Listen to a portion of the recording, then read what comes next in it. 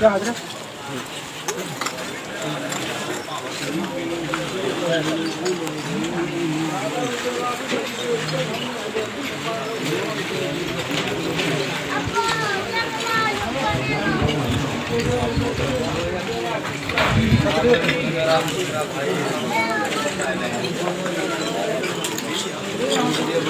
रुकिए रुकिए।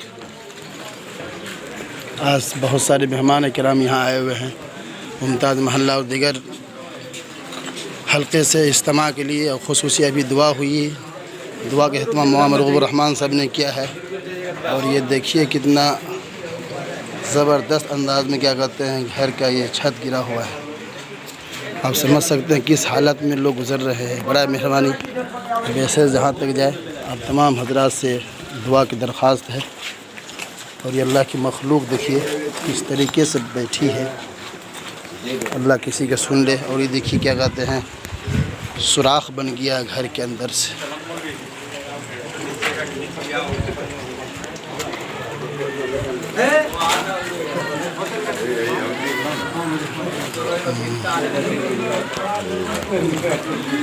ये हज़ारों बाँसें जो है ना रोज़ाना का दिया जाता है, लेकिन कुछ इससे समझ में ना आता है।